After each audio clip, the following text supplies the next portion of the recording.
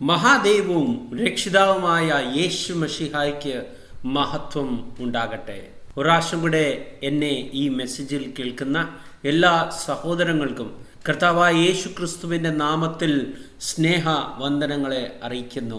എല്ലാ അഡ്മിൻസിനും ഈ സമയത്ത് എൻ്റെ നന്ദിയെ രേഖപ്പെടുത്തുന്നു. ഈ മെസ്സേജിന് വേണ്ടി ദൈവം ഹൃദയത്തിൽ തന്ന സബ്ജക്റ്റ് ആണ് ത്യജിക്കപ്പെട്ട പ്രാണപ്രിയയും കൈക്കൊണ്ട പ്രാണപ്രിയയും. പ്രാണൻ എന്നത് മലയാളത്തിൽ പറഞ്ഞിരിക്കുന്നത് സോൾ എന്ന വാക്യത്തിന് വേണ്ടിയാണ്.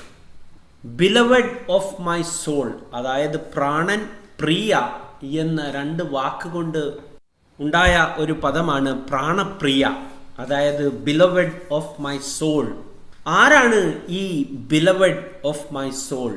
നമ്മൾ കാണുന്നു, കർത്താവായ ദൈവം ഇസ്രായേൽ ഗൃഹത്തെ മിസ്രൈമിൽ നിന്നും വിളിച്ച് അവർക്ക് ദൈവത്തിൻ്റെ കൽപ്പനകളെ കൊടുത്ത് കനാനിൽ പ്രവേശിച്ച് ദൈവത്തിൻ്റെ ജനമാക്കി മാറ്റി ഇസ്രായേൽ എന്ന നാമം കൊടുത്തു. എലോഹീമിൻ്റെ മക്കൾ, ഇസ്രായേൽ മക്കൾ എന്ന് വിളിക്കപ്പെടും. യഹൂദ ജനം അല്ലെങ്കിൽ യഹോവയുടെ ജനം എന്ന് വിളിക്കപ്പെടുവാനുള്ള വലിയ പദവി അവർക്ക് കൊടുത്തു. പക്ഷേ നമ്മൾ കാണുന്നു, പ്രവാചകന്മാരുടെ സമയത്ത് 12 പ്രവാചകന്മാരും ഒരുമിച്ച് പറയുന്ന ഒരു കാര്യം, ഇസ്രായേൽ മക്കൾക്ക് കൊടുത്ത ആ പ്രമാണത്തിൽ നിന്നും അവർ വ്യതിചലിച്ച് അന്യ ദൈവങ്ങളെ ആരാധിക്കുവാൻ വേണ്ടി, അന്യ ദൈവ സങ്കല്പങ്ങളെ ആരാധിക്കുവാൻ വേണ്ടി അവർ കടന്നുപോയിരിക്കുന്നു. യിരെമ്യാവിൻ്റെ പ്രവചനം അതിൻ്റെ അധ്യായം 10 അതിൽ കർത്താവായ ദൈവം പറയുന്നു, ഇസ്രായേൽ ഗൃഹമേ, യഹോവ നിങ്ങളോട് അരുളി ചെയ്യുന്ന വചനം കേൾപ്പീൻ. യഹോവ ഇപ്രകാരം അരുളി ചെയ്യുന്നു, ജാതികളുടെ വഴി പഠിക്കരുത്, ആകാശത്തിലെ ലക്ഷണങ്ങൾ കണ്ട് ഭ്രമിക്കരുത്. ജാതികൾ അല്ലോ അവ കണ്ട് ഭ്രമിക്കുന്നത്. ജാതികളുടെ ചട്ടങ്ങൾ മിഥ്യാമൂർത്തിയെ സംബന്ധിക്കുന്നു. അത് ഒരുവൻ കാട്ടിൽ നിന്നും വെട്ടിക്കൊണ്ടുവന്ന മരവും ആശാരി വാച്ചിക്കൊണ്ട് ചെയ്ത പണിയും അത്രേ. അവർ അതിനെ വെള്ളിയും പൊന്നും കൊണ്ട് അലങ്കരിക്കുന്നു. അത് ഇളകാതെ ഇരിക്കേണ്ടതിന് അവർ അതിനെ ആണിയും ചുറ്റികയും കൊണ്ട് ഉറപ്പിക്കുന്നു. അപ്പോൾ നമ്മൾ കാണുന്നു, അവർ മിഥ്യാമൂർത്തികളുടെ പുറകിൽ പോയിരിക്കുന്നു, അന്യ ദേവന്മാരെ ആരാധിക്കുന്നു, ബിംബങ്ങളെ ഉണ്ടാക്കുന്നു, പല വിധമായ ദൈവ സങ്കല്പങ്ങളിൽ കടന്നു പോകുന്നു. അതാണ് വളരെ വ്യക്തമായിട്ട് 8-ാമത്തെ വാക്യം പറയുന്നു, അവർ ഒരുപോലെ മൃഗപ്രായരും ഭോഷന്മാരുമാകുന്നു, മിഥ്യാമൂർത്തികളുടെ ഉപദേശമോ അവർ കൈക്കൊണ്ടിരിക്കുന്നു. അവിടെ ഉപദേശം വളരെ വ്യക്തമായിട്ട് വചനത്തിൽ പറയുന്നു. പലവിധമായ ഉപദേശങ്ങൾ കൊണ്ട് ഇസ്രായേലിൻ്റെ ഉപദേഷ്ടാക്കൾ അവരെ വഴി തെറ്റിച്ചിരിക്കുന്നു. ദൈവത്തിൻ്റെ പ്രമാണവും ദൈവത്തിൻ്റെ ഉപദേശവും ദൈവത്തിൻ്റെ സങ്കല്പം, ദൈവം തന്നിരിക്കുന്ന സങ്കല്പങ്ങളെ പറയുന്നതിൻ്റെ സ്ഥലത്ത് അവർ മാറ്റി അന്യദൈവങ്ങളുടെ ഉപദേശങ്ങൾ അവർക്ക് പറഞ്ഞു കൊടുത്തിരിക്കുന്നു. അതിനെ ഒന്നും കാണാതെയും കേൾക്കാതെയും പിന്തുടരുന്ന ഒരു ജനത്തെ, ഊമ ജനത്തെയാണ് അവിടെ കാണിച്ചിരിക്കുന്നത്. അതുകൊണ്ട് തന്നെ കർത്താവായ ദൈവം യിരെമ്യാ പ്രവചനത്തിൻ്റെ 12-ാമത്തെ അധ്യായം അതിൻ്റെ 7-ാമത്തെ വാക്യത്തിൽ പറയുന്നു, ഞാൻ എൻ്റെ ആലയത്തെ ഉപേക്ഷിച്ചു, എൻ്റെ അവകാശത്തെ ത്യജിച്ചു, എൻ്റെ പ്രാണപ്രിയയെ ശത്രുക്കളുടെ കയ്യിൽ ഏൽപ്പിച്ചു കളഞ്ഞിരിക്കുന്നു. അപ്പോൾ പ്രാണപ്രിയയായിരിക്കുന്നവൾ, അവൾ പ്രാണപ്രിയയായിരുന്നു. പ്രാണപ്രിയ എന്ന് വെച്ചാൽ ഒരു മണവാട്ടി എന്ന് നമ്മൾ കരുതണം.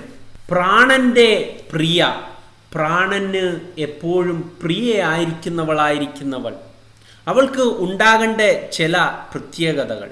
അവൾക്ക് ഒരു ഭർത്താവ് മാത്രമേ പാടുള്ളൂ. ഒരു കർത്താവ് മാത്രമേ അവൾക്ക് പാടുള്ളൂ. അവൾ പറഞ്ഞാൽ കേൾക്കുന്നതെല്ലാം ആ ഭർത്താവ് പറയുന്നതാണ് കേൾക്കുന്നത്. അവൾ എപ്പോഴും ഭർത്താവിൻ്റെ ഗ്രഹത്തിനു വേണ്ടി വേലയെടുക്കുന്നു. അവൾ ഒന്നും ആഗ്രഹിക്കാതെ തന്നെ കർത്താവിനും ഭർത്താവിനും വേണ്ടി എല്ലാം ചെയ്യുവാൻ ആഗ്രഹിക്കുന്നു. അവൾക്ക് ഒരു നാഥൻ മാത്രമേ ഉള്ളൂ. അവൾക്ക് അന്യ പുരുഷന്മാരെ അറിഞ്ഞുകൂടാ എന്നുള്ള വലിയ ഒരു സന്ദേശം അതിൽ നമുക്ക് കാണുവാൻ സാധിക്കും. ഒന്നിൽ കൂടുതൽ ഭർത്താക്കന്മാർ ഉള്ളവൾ ആരാണ് എന്ന് ഒരു വൈശ്യ എന്ന് വിളിക്കപ്പെടുന്നവൾ ആയിത്തീരുന്നു. അതുകൊണ്ട് ഒന്നിൽ കൂടുതൽ ദൈവം അല്ലെങ്കിൽ ദൈവങ്ങളല്ല, ദൈവ വ്യക്തികളുടെ സങ്കല്പങ്ങളിൽ കടന്നു പോകുമ്പോൾ അവർക്ക് വരുന്ന അനുഭവം, ആത്മീയ അനുഭവം, ഒരു ആത്മീയ വൈശ്യയുടെ അനുഭവമാണ് അവരിൽ കടന്നു വരുന്നത്. അതുകൊണ്ട് തന്നെ പൗലോസ് വളരെ വ്യക്തമായിട്ട് പറയുന്നു, ക്രിസ്തു എന്ന ഏക പുരുഷന്റെ മണവാട്ടിയായി ഞാൻ നിങ്ങളെ വിവാഹ നിശ്ചയം ചെയ്തിരിക്കുന്നു എന്ന് വളരെ വ്യക്തമായിട്ട് പറയുന്നു. ഈ ക്രിസ്തു ആകുന്നു നിങ്ങളുടെ മണവാളൻ എന്ന് പറയുന്നു. ഈ ക്രിസ്തുവാണ് മണവാളൻ എന്ന് പറയുന്നത് ആരാകുന്നു എന്ന് വളരെ നമ്മൾ ശ്രദ്ധിക്കണം. പൗലോസ് എന്ന ഒരു യഹൂദൻ ആണ് പറയുന്നത്. ഗമാലിയേലിൻ്റെ കൂടെ പഠിച്ചവൻ, ഏറ്റവും അധികം ഒരു മഹാപുരോഹിതൻ ആകുവാൻ യോഗ്യതയുള്ളവൻ എന്ന് വിളിക്കപ്പെട്ടവനാണ് ഈ പൗലോസ് എന്ന് പറയുന്ന കഥാപാത്രം. ആദ്യമേ ക്രിസ്ത്യാനികളെ കൊന്ന് ഒടുക്കാൻ വേണ്ടി വളരെ ശക്തമായി കടന്നുപോയ ഒരു വ്യക്തിയാണ്. എല്ലാ തിരുവെഴുത്തുകളും വളരെ വ്യക്തമായി വായിച്ച് കണ്ട ഒരു വ്യക്തിയാണ്. ഇസ്രായേലിൻ്റെ ഭർത്താവ്, ഇസ്രായേലിൻ്റെ അതായത് പ്രാണന്റെ ഭർത്താവ്, ഇസ്രായേലിൻ്റെ ഓരോ വ്യക്തിയുടെയും ഓരോ മക്കളുടെയും പ്രാണന്റെ ഭർത്താവ് ആരാകുന്നു എന്ന് വളരെ വ്യക്തമായി അറിയുന്നവൻ. യെശയ്യാവിൻ്റെ പുസ്തകം 54-ാമത്തെ അധ്യായം അതിൻ്റെ 5-ാമത്തെ വാക്യത്തിൽ വളരെ വ്യക്തമായി പറയുന്നുവല്ലോ, നിന്റെ സൃഷ്ടാവാകുന്നു നിന്റെ ഭർത്താവ്, സൈന്യങ്ങളുടെ യഹോവ എന്നാകുന്നു അവൻ്റെ നാമം, ഇസ്രായേലിൻ്റെ പരിശുദ്ധനാകുന്നു നിന്റെ വീണ്ടെടുപ്പുകാരൻ, സർവഭൂമിയുടെയും ദൈവം എന്ന് അവൻ വിളിക്കപ്പെടുന്നു. അതായത് സർവഭൂമിയുടെയും ദൈവമായിരിക്കുന്നവനാണ്, ഇസ്രായേലിൻ്റെ ഏക പരിശുദ്ധനാണ്, ഇസ്രായേലിൻ്റെ ഏക വീണ്ടെടുപ്പുകാരനാണ്. യഹോവ എന്ന് തന്നെ അവൻ്റെ നാമം ആകുന്നു. അവൻ സൈന്യങ്ങളുടെ യഹോവ അല്ലെങ്കിൽ പുതിയ നിയമത്തിൽ സൈന്യങ്ങളുടെ കർത്താവ് എന്ന് പറയപ്പെടുന്നു. അവൻ തന്നെ സൃഷ്ടാവും അവൻ തന്നെ ഭർത്താവാകുന്നു. വീണ്ടെടുപ്പിൻ്റെ വേലയിൽ അവൻ ഭർത്താവായിരിക്കുന്നു. പ്രാണന്റെ വീണ്ടെടുപ്പിൽ അവൻ ഭർത്താവായിരിക്കുന്നു. ആര്? യഹോവയായ ദൈവം, സൈന്യങ്ങളുടെ ദൈവം. അവൻ വീണ്ടെടുപ്പുകാരനായതിൽ ആ പ്രക്രിയയിൽ ഭർത്താവിൻ്റെ പോലെയാകുന്നു. അങ്ങനെ ഒരു ഭർത്താവ് മാത്രമേ നിനക്ക് പാടുള്ളൂ എന്നുള്ള വളരെ ആ ഒരു വ്യക്തമായ കൽപ്പനയെ അറിയുന്ന പൗലോസാണ് പുതിയ നിയമത്തിൽ വിളിച്ചു പറയുന്നത്. ആ ക്രിസ്തു, ആ പാറയായ ക്രിസ്തു, അവരുടെ കൂടെ മരുഭൂമിയിൽ ഉണ്ടായിരുന്ന ക്രിസ്തു, അവരെ മരുഭൂമിയിൽ നയിച്ച ക്രിസ്തു, ആ ക്രിസ്തു എന്ന പുരുഷന്റെ ഏക പുരുഷന്റെ മണവാട്ടിയായി വിവാഹ നിശ്ചയം നിങ്ങളെ ചെയ്തിരിക്കുന്നു എന്ന് വളരെ വ്യക്തമായിട്ട് പറയുന്നു. ഓരോ വിശ്വാസിയുടെയും പ്രാണന്റെ ഭർത്താവായിരിക്കുന്നവൻ ആകുന്നു ഏക കർത്താവായ ദൈവം. ഭർത്താവായിരിക്കുന്നവൻ തന്നെ എങ്ങനെയാണ് പിതാവായിരിക്കുന്നത് എന്ന് ഉള്ള കാര്യം നമ്മൾ ചിന്തിക്കേണ്ടതാകുന്നു. മനുഷ്യ ബന്ധങ്ങളുടെ വെളിച്ചത്തിൽ ദൈവത്തെ, ആത്മാവായ ദൈവത്തെ കാണുന്ന ആ മനുഷ്യർ, അതായത് ദൈവത്തിൻ്റെ ആത്മാവില്ലാത്ത മനുഷ്യർക്ക് ഇത് ഒക്കെ കാണുമ്പോൾ അവർ പിതാവിനെ വേറെയാക്കും, ക്രിസ്തുവിനെ ഭർത്താവാക്കും. അപ്പോൾ വേറെ പിതാവും വേറെ ഭർത്താവും. പഴയ നിയമത്തിൽ യെശയ്യാവിൻ്റെ പുസ്തകത്തിൽ നമ്മൾ വായിച്ചു, അവിടെ യഹോവയായ ദൈവം പറയുന്നു, ഞാനാകുന്നു നിന്റെ ഭർത്താവ്. പിന്നെ യഹോവയായ ദൈവം അപ്പോൾ പിതാവ് അല്ലയോ? അല്ല, ദൈവം പിതാവ് ആകുന്നു. എങ്ങനെ? സൃഷ്ടിയിൽ അവൻ പിതാവ് ആകുന്നു. അവിടെ ആവർത്തന പുസ്തകത്തിൻ്റെ 32-ാമത്തെ അധ്യായത്തിൽ 6-ാമത്തെ വാക്യത്തിൽ പറയുന്നു, ഭോഷത്വവും അജ്ഞാനവുമുള്ള ജനമേ, ഇങ്ങനെയോ നിങ്ങൾ യഹോവയ്ക്ക് പകരം കൊടുക്കുന്നത്? അവനല്ലോ നിന്റെ പിതാവ്, നിന്റെ ഉടയവൻ. അവനല്ലോ നിന്നെ സൃഷ്ടിക്കുകയും രക്ഷിക്കുകയും ചെയ്തത്. സൃഷ്ടിയിൽ നമ്മളുടെ പിതാവായിരിക്കുന്നവൻ, ഓരോ ആത്മാവിൻ്റെയും പിതാവായിരിക്കുന്നവൻ എന്ന് പുതിയ നിയമത്തിൽ നമ്മൾ പറയുന്നു. പുതിയ നിയമത്തിൽ എബ്രായർ അധ്യായം 12 അതിൻ്റെ 9-ാമത്തെ വാക്യത്തിൽ പറയുന്നു, നമ്മുടെ ജഡസംബന്ധമായ പിതാക്കന്മാർ നമ്മളെ സൃഷ്ടിച്ചപ്പോൾ നാം അവരെ വണങ്ങിപ്പോന്നുവല്ലോ. ആത്മാക്കളുടെ പിതാവിന് ഏറ്റവും അധികമായി കീഴടങ്ങി ജീവിക്കേണ്ടതല്ലയോ? അതായത് ആത്മാവ് സംബന്ധിച്ച് ദൈവം നമ്മളുടെ പിതാവായിരിക്കുന്നു. നമ്മളുടെ ഓരോരുത്തരുടെയും ആത്മാവിൻ്റെ സൃഷ്ടിതാവായിരിക്കുന്നവൻ, സകലത്തിൻ്റെയും പ്രപഞ്ചത്തിൻ്റെ സൃഷ്ടിതാവായിരിക്കുന്നവൻ, ആ ഒരു ബന്ധത്തിൽ നമ്മളുടെ ആത്മാക്കളുടെ പിതാവായിരിക്കുന്ന ദൈവം. 1 തെസ്സലോനിക്കർ 5-ാമത്തെ അധ്യായം അതിൻ്റെ 23-ാമത്തെ വാക്യത്തിൽ നമ്മളോട് പൗലോസ് വളരെ വ്യക്തമായ ഒരു മർമ്മം പറയുന്നു. സമാധാനത്തിൻ്റെ ദൈവം തന്നെ നിങ്ങളുടെ മുഴുവനും ശുദ്ധീകരിക്കുമാറാകട്ടെ. നിങ്ങളുടെ ആത്മാവും പ്രാണനും ദേഹവും അശേഷം നമ്മുടെ കർത്താവായ യേശു ക്രിസ്തുവിൻ്റെ പ്രത്യക്ഷതയിൽ അനിന്ദ്യമായി വെളിപ്പെടുവണ്ണം കാക്കപ്പെടുമാറാകട്ടെ. ഒരു മനുഷ്യനെ ദൈവം ആദിയിൽ മനുഷ്യനെ സൃഷ്ടിച്ചപ്പോൾ ദൈവത്തിൻ്റെ പ്രതിമയായി, ഇമേജായി സൃഷ്ടിച്ചു എന്ന് വളരെ വ്യക്തമായിട്ട് നമുക്ക് വചനത്തിൽ കാണുവാൻ സാധിക്കുന്നു. ദൈവം എങ്ങനെ ആ ഒരു പ്രത്യക്ഷതയിൽ മനുഷ്യനെ സൃഷ്ടിച്ചുവോ, ആ സൃഷ്ടി, ആ ദൈവത്തിൻ്റെ പ്രതിമയിലാണ് മനുഷ്യൻ സൃഷ്ടിക്കപ്പെട്ട് man was made in the image of God എന്ന വളരെ വ്യക്തമായിട്ടുള്ള ആ ഒരു വചനം നമുക്ക് ഉൽപ്പത്തി പുസ്തകം അതിൻ്റെ 1 മുതൽ 3-ാമത്തെ അധ്യായത്തിൽ വളരെ വ്യക്തമായിട്ട് കാണുവാൻ സാധിക്കുന്നു.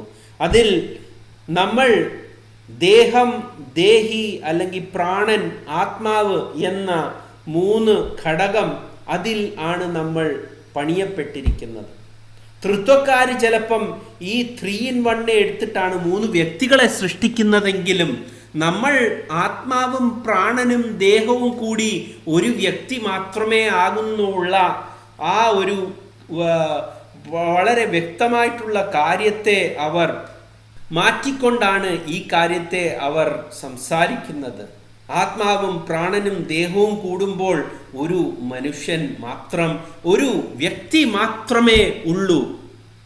ആത്മാവ് സംബന്ധമായി ദൈവം പിതാവെന്ന് നമ്മൾ വാക്യം കണ്ടു. പ്രാണൻ സംബന്ധമായി പ്രാണപ്രിയയാകുവാനാണ് ഓരോ ദൈവമക്കളെയും ഈ ലോകത്തിൽ ദൈവം ആക്കിയിരിക്കുന്നത്. പ്രാണൻ സംബന്ധമായി ഭർത്താവായിരിക്കുവാൻ ആഗ്രഹിക്കുന്ന ദൈവം, അതായത് ഒരു പിതാവും ഒരു ഭർത്താവും, അത് നമുക്ക് മനുഷ്യ ജീവിതത്തിൽ നിന്നും അതിൻ്റെ ആ ഗാഢമായ അർത്ഥം നമുക്ക് മനസ്സിലാക്കുവാൻ സാധിക്കും. ഒന്നിൽ കൂടുതൽ പിതാവുണ്ടെങ്കിൽ ആ വ്യക്തി സമൂഹത്തിൽ എങ്ങനെയാണ് കാണപ്പെടുന്നത്? ഒന്നിൽ കൂടുതൽ ഭർത്താവുള്ളവൾ എങ്ങനെയാണ് സമൂഹത്തിൽ കാണപ്പെടുന്നത് എന്നുള്ള കാര്യം നമ്മൾ ആലോചിച്ചാൽ നമുക്ക് വളരെ വ്യക്തമായിരിക്കും. ദൈവം ഏത് തരത്തിലെ ബന്ധമാണ് മനുഷ്യനോട് ആഗ്രഹിക്കുന്നത്? അവൻ്റെ വീണ്ടെടുപ്പ് ആ ഒരു പ്രക്രിയയിൽ അവൻ ദൈവപുത്രനായി മാറുമ്പോൾ, ദൈവത്തിൻ്റെ ആത്മാവ് അവനിൽ ലഭിക്കുമ്പോൾ, അവൻ്റെ ആത്മാവിൻ്റെ പിതാവ് ആയിരിക്കുന്നവൻ, അബ്ബാ പിതാവേ എന്ന് വിളിക്കുന്ന ആ ആത്മാവ് അവനിൽ കൊടുത്തു കഴിയുമ്പോൾ, പിതാവിൻ്റെ നാമത്തെ അറിഞ്ഞ് യഹോശുവ മശിയായുടെ നാമത്തെ അറിഞ്ഞിട്ട് ആ നാമത്തെ കൈക്കൊണ്ട് പിതാവിൻ്റെ പുത്രൻ്റെ പരിശുദ്ധാത്മാവിൻ്റെ നാമമായ യേശു മശിഹായുടെ നാമത്തിൽ അവൻ സ്നാനമേൽക്കുമ്പോൾ അവന് ലഭിക്കുന്ന സുപുത്രൻ്റെ ആത്മാവ്, ആ ആത്മാവിൽ കൂടെ അവൻ അബ്ബാ പിതാവേ എന്ന് വിളിക്കുന്നു. ആ സുപുത്രൻ്റെ ആത്മാവിൻ്റെ സംബന്ധമായി അവൻ ദൈവത്തെ പിതാവ് എന്ന് പറയുന്നു. ഒരു പിതാവ് ഉള്ളവൻ, ആത്മാവിൽ ഒരു പിതാവ് മാത്രമുള്ളവൻ, ദൈവം മാത്രം അവൻ്റെ കർത്താവും പിതാവുമായി മാറുന്നു. അവൻ്റെ പ്രാണനെ സംബന്ധിച്ചോളം അവൻ ഒരു ഭർത്താവിന് ഒരു ഭാര്യ കീഴടങ്ങുന്നത് പോലെ അവൻ ആ ആത്മാവിന് കീഴടങ്ങുന്നു. അവൻ്റെ പ്രാണൻ എന്ത് ഭർത്താവ് ആഗ്രഹിക്കുന്നുവോ അത് മാത്രം ചെയ്യുവാൻ ആഗ്രഹിക്കുന്ന ഒരു ഭാര്യയെ പോലെ അവൻ്റെ പ്രാണൻ ആയി മാറുന്നു. അതുകൊണ്ടാണ് വചനം ജഡമായി തീർന്നു. വചനം ദൈവമായിരുന്നു. ഒരു ദൈവമേ ഉള്ളൂ, ദൈവത്തിൻ്റെ ആത്മാവ്. ആദിയിൽ വചനമുണ്ടായിരുന്നു, വചനം ദൈവത്തോട് കൂടെയായിരുന്നു. ഇതാണ് നമ്മൾ ഉൽപ്പത്തി പുസ്തകത്തിൽ കാണുന്നത്. ദൈവവും ദൈവത്തിൻ്റെ ആത്മാവും ഉൽപ്പത്തി പുസ്തകത്തിൽ കൂടെയുണ്ട്.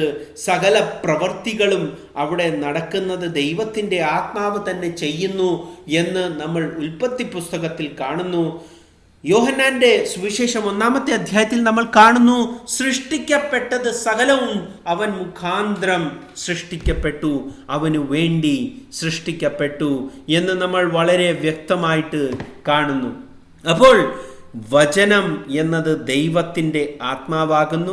ആ ആത്മാവായ ദൈവം വചനം ജഡമായി തീർന്നു, നമ്മളുടെ മധ്യത്തിൽ പാർത്തു എന്ന് വളരെ വ്യക്തമായിട്ടുള്ള വചനം. ദൈവം തന്നെ ജഡത്തിൽ വെളിപ്പെട്ടു എന്നുള്ള വ്യക്തമായ നമുക്ക് വചനം ലഭിച്ചിരിക്കുന്നു. അങ്ങനെ ഈ ലോകത്തിൽ വന്ന ഏകപുത്രനായി തീർന്ന, വേഷത്തിൽ മനുഷ്യനായി തന്നെത്താൻ താഴ്ത്തിയവൻ, മത്തായിയുടെ സുവിശേഷം അതിൽ അധ്യായം 12 അതിൽ 17-ാമത്തെ വാക്യത്തിൽ അങ്ങനെയുള്ള ഏകപുത്രനെ പറ്റി പറയുന്നു. ഇതാ ഞാൻ തിരഞ്ഞെടുത്ത എൻ്റെ ദാസൻ, എൻ്റെ ഉള്ളം പ്രസാദിക്കുന്ന എൻ്റെ പ്രിയൻ. അവിടെ പ്രാണപ്രിയൻ ആയിരിക്കുന്നവൻ. ഇതാണ് എൻ്റെ ദാസൻ, എൻ്റെ ഉള്ളം പ്രസാദിക്കുന്ന എൻ്റെ പ്രിയൻ. My soul is pleased with him എന്നാണ് പറയുന്നത്. ഇംഗ്ലീഷ് വാക്യം നമ്മൾ നോക്കുമ്പോൾ my soul is well pleased in him എന്നാണ് പറയുന്നത്. എൻ്റെ പ്രാണൻ വളരെ പ്രസാദിക്കുന്ന എൻ്റെ പ്രിയനായിരിക്കുന്നവൻ ഇവനാകുന്നു. ഞാൻ എൻ്റെ ആത്മാവിനെ അവൻ്റെ മേൽ വെക്കും, അവൻ ജാതികൾക്ക് ന്യായവിധി അറിയിക്കും. അങ്ങനെ ദൈവത്തിൻ്റെ ആലയം നമ്മൾ യെരമ്യാ പ്രവചനത്തിൽ കണ്ടു. 12-ാമത്തെ അധ്യായത്തിൽ ത്യജിക്കപ്പെട്ട ആലയം, അവിടെ ആലയം ത്യജിക്കപ്പെട്ടു. മനുഷ്യന്റെ കൈപ്പണിയാൽ ദൈവം തന്നെ പറഞ്ഞു ചെയ്യിപ്പിച്ച ഈ ലോകത്തിലെ ആലയം, മണ്ണുകൊണ്ടും കല്ലുകൊണ്ടും ഉണ്ടാക്കിയിരുന്ന ആ ആലയം ത്യജിക്കപ്പെട്ടു.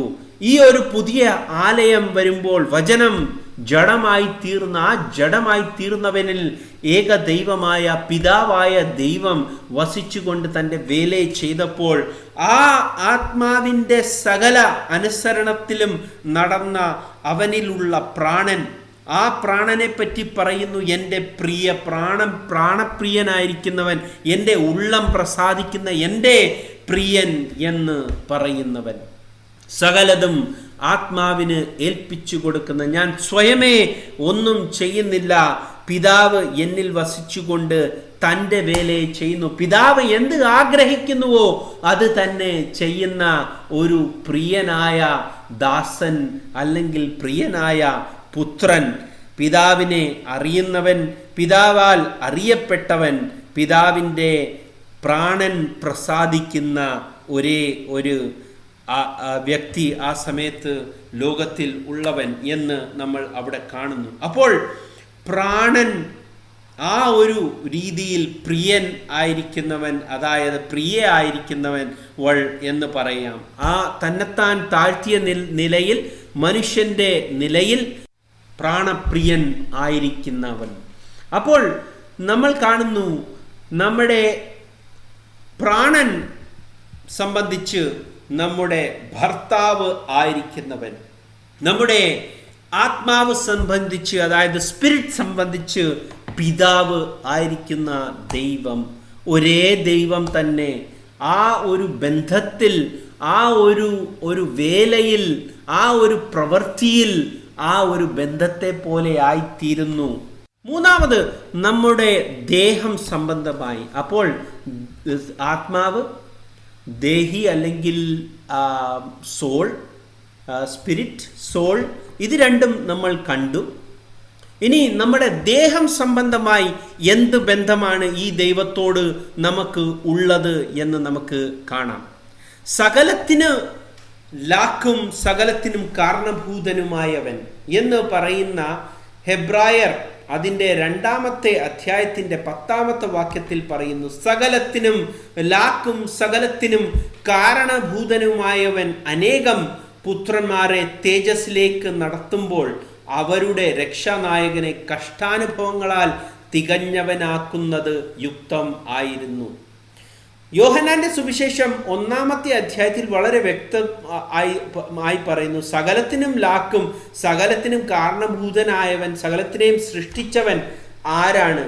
അത് വചനം, ദൈവത്തിൻ്റെ വചനം തന്നെയാണ് അവിടെ സൃഷ്ടിക്കുന്നത്. അവിടെ ആരാണ് സകലത്തിൽ, അതാണ് ദൈവം തന്നെയാണ് അവിടെ എന്ന് വളരെ വ്യക്തമായിട്ട് ഇംഗ്ലീഷിൽ പറയുന്നു. ഗോഡ് തന്നെയാണെന്ന് അവിടെ വളരെ വ്യക്തമായിട്ട് പറയുന്നു. അപ്പം അവരുടെ രക്ഷാനായകനെ കഷ്ടാനുഭവങ്ങളാൽ തികഞ്ഞവനാക്കുന്നു യുക്തമായിരുന്നു. അതായത് പുത്രന്മാരുടെ രക്ഷാനായകൻ, വിശുദ്ധീകരിക്കുന്നവനും വിശുദ്ധീകരിക്കപ്പെടുന്നവർക്കും എല്ലാം ഒരുവനല്ലോ പിതാവ്. അതായത് വിശുദ്ധീകരിക്കുന്നവൻ എന്നത് ഏകപുത്രൻ, വിശുദ്ധീകരിക്കപ്പെടുവാൻ ഉള്ളവർ ആരാണ്? ആ ഒരു രക്ഷാനായകൻ്റെ വിശുദ്ധീകരണം, അതായത് ക്രൂശ് മുഖാന്തരം, ഉയർപ്പ് മുഖാന്തരം, അവൻ്റെ വീണ്ടും ആ ഒരു പ്രത്യക്ഷത മുഖാന്തരം, അവൻ്റെ ആത്മാവ് അവൻ്റെ അപ്പോസ്തോലന്മാരിൽ വരുമ്പോൾ ആ സത്യത്തിൻ്റെ ആത്മാവിൻ്റെ വെളിച്ചത്തിൽ അവർ കൈക്കൊള്ളുന്ന ആ സുവിശേഷം മുഖാന്തരം വിശുദ്ധീകരിക്കപ്പെടുവാൻ, അതായത് പാപമോചനം ലഭിച്ച് വിശുദ്ധീകരിക്കപ്പെടുന്നവർ ആയിത്തീരുവാൻ, പാപമോചനത്താൽ തൻ്റെ ദേഹത്തെ പഴയ പാപങ്ങളിൽ നിന്നും വിടുവിക്കപ്പെടുവാൻ പോകുന്ന ആ മക്കളെ പറ്റിയാണ് പറയുന്നത്. വിശുദ്ധീകരിക്കുന്നവൻ, അതാണ് ഏകപുത്രൻ. വിശുദ്ധീകരിക്കപ്പെടുന്നവർ, അതാണ് ദൈവത്തിൻ്റെ പുത്രന്മാർ. ആ ഏകപുത്രനിൽ കൂടെ വീണ്ടെടുക്കപ്പെട്ട പുത്രന്മാർ. വിശുദ്ധീകരിക്കുന്നവനും വിശുദ്ധീകരിക്കപ്പെടുന്നവർക്കും എല്ലാവർക്കും ഒരുവൻ മാത്രമാണ് പിതാവ്. ഒരു ദൈവമേ ഉള്ളൂ, അത് പിതാവായ ദൈവമെന്ന് വളരെ വ്യക്തമായിട്ട് നമുക്ക് 1 കൊരിന്ത്യർ അതിൻ്റെ 8:6 പറയുന്നു. അത് ഹേതുവായി അവൻ അവരെ സഹോദരന്മാർ എന്ന് വിളിപ്പാൻ ലജ്ജിക്കാതെ, അതായത് അവൻ ദേഹം എടുത്തപ്പോൾ, വചനം ജഡമായി തീർന്നപ്പോൾ, ജഡപ്രകാരം അവൻ നമ്മളെ സഹോദരന്മാർ എന്ന് വിളിപ്പാൻ ലജ്ജിക്കുന്നില്ല. നമ്മൾ വീണ്ടെടുക്കപ്പെട്ട പുത്രന്മാരായി തീരുമ്പോൾ ജഡപ്രകാരം നമ്മൾ ഏകപുത്രന്റെ സഹോദരന്മാർ ആയിത്തീർന്നു. ആരാണ് ഈ ഏകപുത്രൻ? ആരാണ് ജഡമെടുത്തു വന്നവൻ? അത് വചനം ദൈവമായിരുന്നു. വചനം ജഡമായി തീർന്നു.